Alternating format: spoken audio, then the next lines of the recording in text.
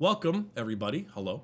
As I have mentioned before, am a little bit under the weather. I have a throat thingy that I'm sucking on to make my throat hurt less. I hurt a little bit. My voice is weird. But LVO, Las Vegas Open, is this month in about a week.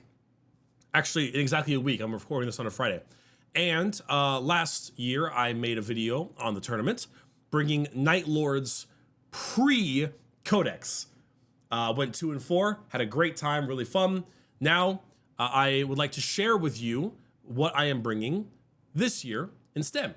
So, there is, funny enough, someone who has decided to take up the mantle of Night Lords. There is one Night Lords player at LVO, just one. It is not me. However, that person, proud of you. Thank you so much for being you. But no, I am actually bringing Sisters of Battle this time around. As you all know, I kind of live and breathe Sisters of Battle. It is really just my thing. And it is honestly the faction I have the most game time with. And a lot of you know me as not being a particularly meta player, but someone who will play hard regardless. You would refer to me as a Johnny in terms of card game stuff. Sisters are not a bad army. Well, at least not before Arcs of Omen, which they took a bit of a hit. I don't know if they're bad though. But they are still a interesting army that you can mess around with. Now, you might notice that I am not running Bloody Rose. I am running Ebon Chalice. A couple reasons for this. I don't like running Bloody Rose. I think Bloody Rose to Sisters is like Leviathan to Tyranids, where it is so, well, before Leviathan's nerf, sorry, this is pre-Leviathan nerf, it was so good that it actually helped elevate bad players. No shame to anyone running Bloody Rose Sisters, but basically players who had no right to do as well as they did were being elevated thanks to Bloody Rose, personally. Now, if you're going to win an event, you're going to take Bloody Rose because they are the best by far. But I like to try different things. I like different ideas. I like to mess with it a little bit. So I am taking my favorite one, which is Ebon Chalice. This list, there are 2 names for it.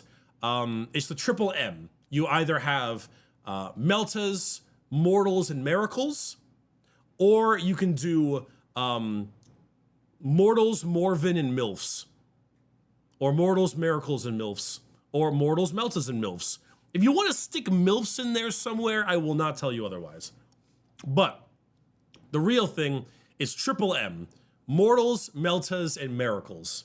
Mortals, Meltas, and Miracles. So, the way this goes is that I decided to find a way to mess around with Ebon Chalice and go deep into the concept of Meltas and Miracles backing them up and dumpstering you with a ton of mortal wounds. Way more than anyone thinks that this army is capable of. When you see how many mortals this army puts out, you will be shocked. So, 2,000 points, of course. Ebon Chalice. We're going to start off with the HQs. We have Morven Vol. Now, normally, if I were to take anything out of this list, it would be Morven Vol. Why? Because I find Morven Vol to be a little bit boring. She's so goddamn good that it makes her boring. But regardless, I think she works really well for this list. Morven Vol, as you all know, is a give a unit full rerolls to hit and wounds. Full rerolls to hit and wounds. Her Warlord trait gives herself full rerolls to hit and wound in melee. She can fight twice. She has half damage, a 4-up feeling of pain against mortal wounds. Great shooting, surprisingly. A better heavy bolter and 2 missile launchers. She's amazing. Morven Vol is amazing. She always is amazing. I'm also taking the Triumph of St. Catherine. This is my baby. I run this every time I can. I love this model. It could probably go down 20 points. I love this model. It is so good. We then have Ephrael Stern and Kiganel. We have a Canoness with a Brazier of Holy Fire, the Annunciation of the Creed, Relic Bolt Gun, Righteous Judgment, and Beacon of Faith. We'll talk about that in a bit. 2 squads of Battle Sisters, bare bones. A squad of Novitiates with melee weapons and 2 Flamers. A 7-woman squad of Celestians, 5 normal, an Incenser Cherub, a Simulacrum, and a Multi-Melta. Ooh. Bit of a voice crack on that one. This sore throat's getting to me. 2 Crusaders, a Dogmata with the Refrain of Blazing Piety and the Warlord trait Terrible Knowledge. 2 squads of Repentia, a squad of 10 and a squad of 4. A Dominion squad, 6-woman, Incenser Cherub, Simulacrum, and 4 Stormbolters. A Seraphim squad with 2 Hand Flamers, or 2 Hand Flamer girls. A Zephyrim squad, just bare bones. And then 1, 2, 3 Retributor squads, 2 6-womans with 1 Cherub and Simulacrum, and 1 5-gal with Heavy Flamers and a Hand Flamer. So, what does this all mean? Well, as a lot of you know, the overall, gimmick of Sisters is that they have their Miracle Dice and their Sacred Rites.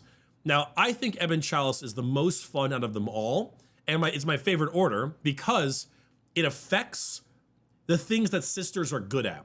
Bloody Rose is boring because it's extra attacks and AP in melee. You don't have to do anything for it. It's just passive.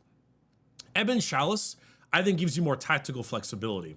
So what it lets you do, if we go to Ebon Chalice here, is that it allows you to pick 2 Sacred Rites for your army instead of just 1. And you can also discard a Miracle Dice when you use it, and the other one is turned into a 6. Now, this has lots of different abilities. The first one is that the army can then have army-wide 6s to hit, explode, which would be the Passion in melee, and then I can tech into what I need for the other one. If I am fighting something that has kind of middling levels of armor saves, Divine Guidance is pretty good. Shooting rolls of a 6 do an extra AP, or +1 to advance and charge is really, really good as well. What's great is that if I fight a Psyker heavy army, I can run Aegis of the Emperor, which is the most unfun thing to fight you have ever seen. Basically, let's say you're a Grey Knight player or a Thousand Suns player. The Sisters have a 1 dice deny that auto denies you on a 6. This makes it on a 5. So 33% of the time, I'm denying every single thing you try to hit me with in terms of psychic powers. I'm denying 33% of all your powers. It is very mean. Not to mention that if you have a specific psychic power that I really don't want you to have, I can CP reroll this 5-up deny, and if that fails, I have a 1 CP strat for a 4-up roll deny. It's like a 77% chance of denying a power. It costs 2 CP, but like if it's, Tyranid Onslaught, like something.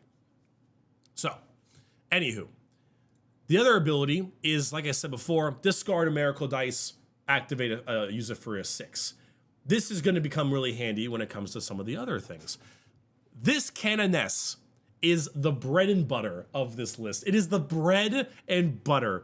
I call her the witch bitch, all right? The witch bitch. The witch bitch is the most, it's not great all the time, but when it's good, it's so hilariously funny how good it can become. It's so fucking funny. So, this Canoness, classic reroll ones to hit, right? But I gave her the Annunciation of the Cream, which is a relic bolt gun that is assault for the second variant, 4 AP2-2. But I can ignore Lookout Sir. But if I allocate a wound to a Psyker, which means all I have to do is wound you, It does a flat 3 mortal wounds in addition to normal damage. Now, I have also given her the very fancy Blessing of the Faithful, Righteous Judgment, which allows her to use her ranged weapons to ignore the Lookout Sir rule, and on an unmodified wound roll of 6, inflict 1 mortal wound in addition to normal damage. Then we gave her Beacon of Faith, which allows her to gain a miracle dice every single command phase for her and her only. And I can use it in addition to the other miracle dice used. So think about this for a second. Let's say you've got like a master of possession, right? Or let's say you've got like a squad of Rubric Marines, something like that. I roll up, I fire the stake out at 24-inch range. I hit you with a 2 or something, right? I then take my Beacon of Faith dice, which could be a 6, it could be not. If it's like a 2 or say, I then discard a dice, turn it into a 6. Now I have done 4 mortal wounds to your character, and you have to take a save at AP 2 damage.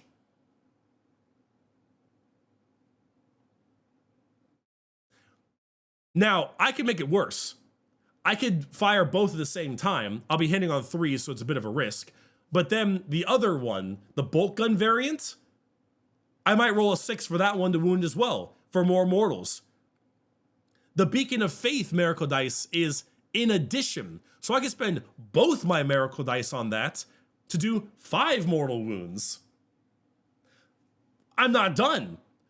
I also have the Brazier of Holy Fire, which is a once per game 12-inch range flamer that is D6 shots, and every single unmodified wound roll of a 4 up does a mortal. It's also assault.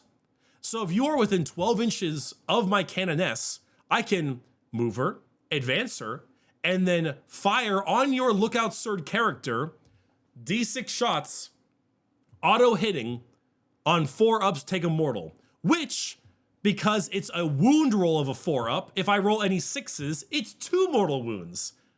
And then the stake. If it's not fighting psychers, that's fine. I'm still firing mortal wounds at characters or finishing off targets with little bits of mortal wound splash here and there. It's still got a use. But against psychers, she is a demon. She is a fucking demon. The witch bitch is hilariously over the top. Not great, if I'm being totally honest. It's kind of mid, but hilarious. Absolutely hilariously good against psychers. The mortal wound output she can do is laughable. It's hilarious. It's so much fun. Now, moving on. Ephrael, Cern, and Kiganel. Ephrael, Cern, and Kiganel is a amazing combo. They are -1 to hit, -1 to wound at all times. They have a 4-up invul at all times. Kiganel has a 5-up feeling of pain. Her blade is strength 6, AP 3, 2 damage. You can't make invul saves against it. But all this is great. They can deep strike. This whole thing is amazing. But they have a smite that's not actually a smite, which is roll 2 dice on a 5-up. The closest invisible within 18 inches takes D3 mortal wounds. On a 10 plus, D6. +2 to the result if you're fighting chaos. So it's a smite that cannot be denied. Flat out. On a deep striking character that always fights first. And is shockingly hard to kill. So you've got her going around being a problem, annoying people, right? And then you've got Morven Vol. I've told you plenty about Morven Vol. She's got great shooting, she's got great buffs, she's an amazing character, absolutely incredible. Triumph of St. Catherine. Such a funny thing to look at when you see the rules. Oh my good lord. Long story short, here's what you gotta think about the Triumph of St. Catherine, right? All 6 sacred rites are active for her. So if I don't take the 5-up deny, She will always have a back pocket 5-up deny if we ever need it. I gain extra miracle dice at the start of each battle round. Great. Helpful for discarding dice. 6-inch aura of fearlessness. Great. She has 18 wounds and can be lookout sirred, which is hilarious because she's considered infantry. It's such a funny model. She's 4-up invul save, -1 to hit at all times. But the big thing are these two. Simulacrum of the Argent Shroud allows you, once per battle round, to flip a dice to a 6. So, let's say my Canoness, my Witch Bitch, is nearby, because it's character 2. I don't even need to discard a dice on her Beacon of Faith. I can just turn it to a 6. And then bam, 6 mortal wounds. I can turn that into a Melta. Bam, 6 damage. Just swap that shit once per battle round, easy mode. And then, this is my favorite, the Simulacrum of the Ebon Chalice. While an enemy unit is within 6 inches of this model, at the start of the shooting phase, roll 1d6 for that unit, adding 1 to the result if that enemy unit is a Psyker, and adding 1 if they are Chaos. On a 5-up, that enemy suffers d3 mortal wounds. You take the Triumph, and you shove her into this giant group of enemies. And then you're like, you, 5-up, D3 mortals. You, 5-up, D3 mortals. You, 5-up, D3 mortals. Oh, I'm sorry, are you Chaos? 4, 4, 4, 4, 4. Oh, I'm sorry, are you Thousand Suns and you're Chaos and Psyker? 3, 3, 3, 3, 3. Just, you spill mortals everywhere. And she's got some genuinely decent anti-horde clearing. 14 attacks in melee at 6-3-2 and 10 more at 5-1-1. She's actually a great recipient to Morven Val's full rerolls to hit and wound buff, if you really want to slam on some melee at prowess. It's so many mortal wounds. It's so funny to see. But you just shove them. Now, moving on. Battle Sister Squads, you know what these girls are for. I don't need to explain them. Novitiates. Novitiates have a bit of melee prowess, but the big thing about Novitiates is that they're OBSEC, and they have 2 Flamers. Why the Flamers? Well, the Ebon Chalice have a stratagem, which is called Cleansing Flame. 1 CP, add 4 inches to your flame weapons.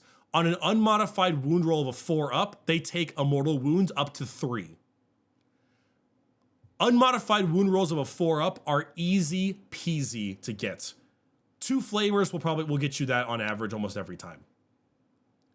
So it's just, hey, you, 16-inch Flamers, you, here's 3 mortal wounds and a few saves at AP 0. Here you go, have fun. Enjoy the mortals. Which, I'm gonna skip a little bit. Seraphim Squad has 4 Hand Flamers. Would you look at that? That is another place to put the mortal wounds in.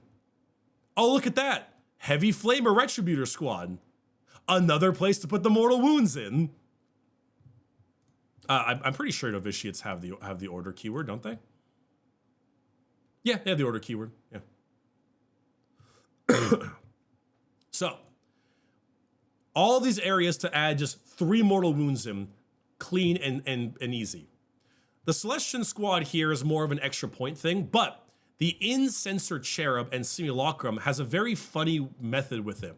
So they act as bodyguard, which is good, because even if only one of them is alive, I can still keep people obscured or lookout served, which I can mess with Miracle Dice. But they have the Incensor Cherub, which is roll 2 dice, pick 1 for a free Miracle Dice for that phase.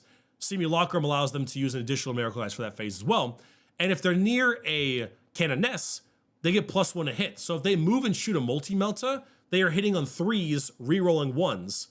And that single cherub dice can be really good because that dice is basically free. So I can just kick away another dice if I want to turn that into a 6 for high damage. That 2 shots actually becomes really efficient and powerful. Also, it's just nice because like someone might shoot them and they might go down to only 1 model left, and I can still bodyguard some units and then force them to send another thing into them and be annoying. Crusaders are to hold my backfield objective. Very simple on that one. Maybe do some actions. The Dogmata. So she can give war him, of course, but the Refrain of Blazing Piety is a 12 inches during the command phase. On a 3-up, do D3 mortal wounds to something in that area. Also, has the ability where that D3 mortal wounds becomes flat 3 mortal wounds. Oh wait, against chaos. Now, that might seem a little bit specific, right? 12 inches in the command phase on a 3-up, not that good.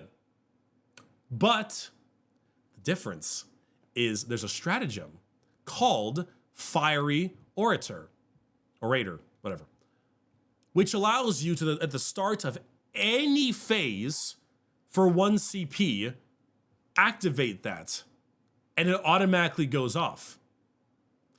So, oh no, I didn't kill enough people in the melee phase, the fight phase. Morale phase, here's D3 mortals. Oh dear, I didn't, psychic phase, bam, D3 mortals. End of the shooting phase, or beginning of the charge phase, D3 mortals. Oh look, you decide to bring Catan and Abaddon that have wound caps. Oh, look at this, Abaddon. Hi Abaddon, how's it going, buddy? I shot you and did three wounds. I charged you and did 3 wounds, and now it's the morale phase. And I do automatic 3 mortals because of chaos. You die in one turn. It is really handy. And you're probably also thinking to yourself, damn, Bricky, this is a really CP heavy list you got going on here. Well, that's why the Edmund Chalice of a Warlord trait, which makes it that the first dice I get on the battle is automatically a 6 and 5-up CP refund. That's what the Dogmata is taking. But I'm not done yet. Repentia. To me, Repentia, as good as they are in Bloody Rose, I care more about being able to deliver Repentia more than anything. So, funny enough, a 10-woman squad of Repentia is 6 power level. A 4-woman squad is 3 power level. So, for 9 power level, aka only 1 CP, I can reserve both squads of Repentia. And thanks to my ability to discard miracle dice to turn them into 6s, I can easily reserve them and charge them. Or, if I took the +1 to advance and charge, even easier. What's great is that my 5-girl Retributor squad of heavy flamers is also 6 power level. So I can kind of play around. I can reserve a bunch of flamers and my small squad of sisters, and then keep my big squad as a counter threat. So there's some option there for 1 CP reserves. Moving on, Dominion Squad. They have an Incenser Cherub and a Simulacra Imperialis and 4 Stormbolters. You've probably seen this before. It's called Blessed Bolts. Blessed Bolts is hit rolls of a 6, do 2 mortal wounds, and the attack sequence ends up to 3 times. What's that? I have an Incenser Cherub for a free dice. What's that? I play Ebon Chalice, so I can discard a dice to turn it into a 6 that counts as unmodified. What's that? The Triumph of St. Catherine can flip a dice to a 6.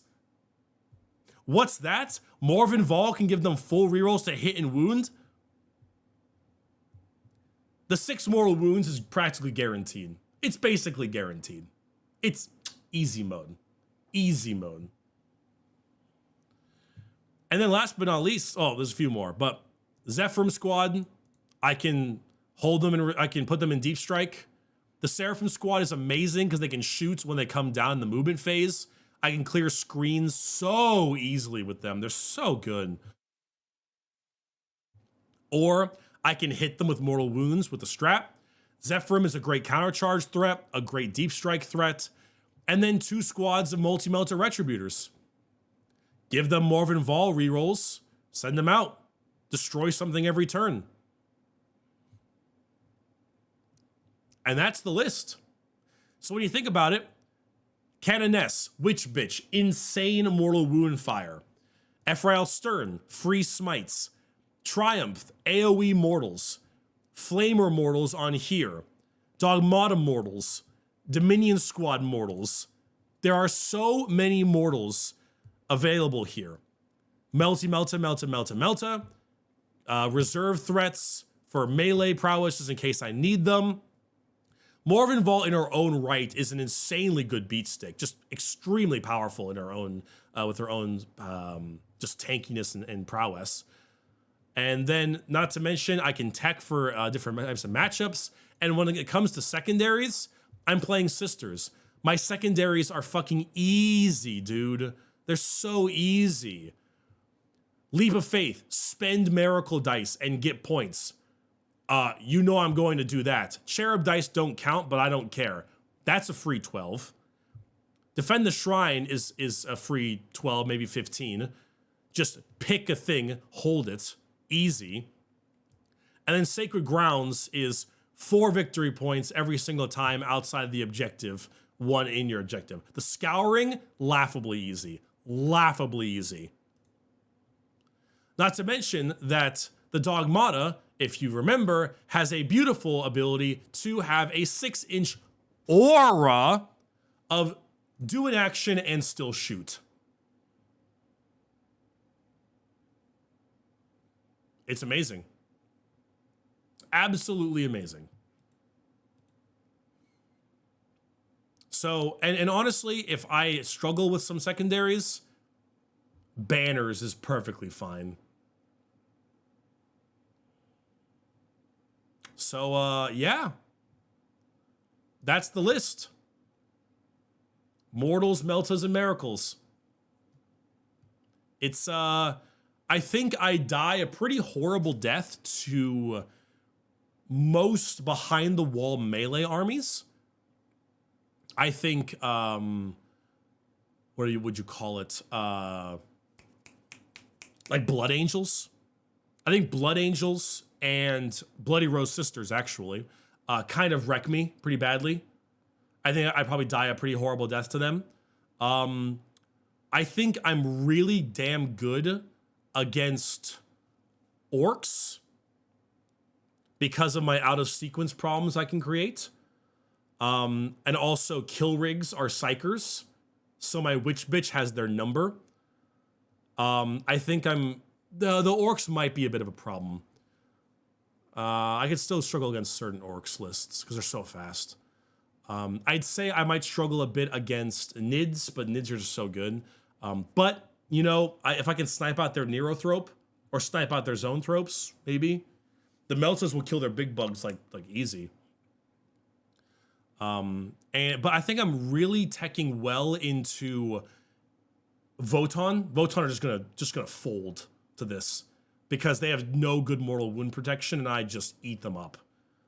I think that I will do really well into Chaos Space Marines, particularly any like foot slogging kind of ones. Probably, maybe like I might struggle against Emperor's Children if they run lots of Noise Marines.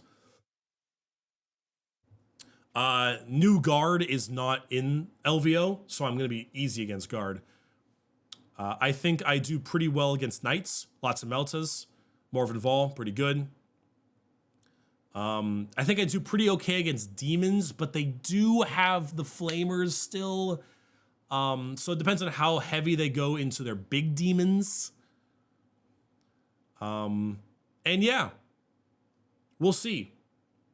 We will certainly see how it goes, how it turns out. I'm kind of curious to see how it's gonna work. Custodes just die, even with their 4-up, feeling no pain against mortals. They just crumble. And also, I think people underestimate the Flamers here. With the Cherub, this and if I can spend 2 CP on this, I can get 30 auto hitting Flamers. 30. at strength 6, AP 1. With a little bit of extra on top of it because of the hand flamer. It's pretty good. It's nasty. It's nasty. There's a lot here. So I think I've got a pretty good list here. It's different and I think it's fun and I like it a lot. I don't think it's amazing and it will certainly just die to certain lists, but my goal is to make people sweat.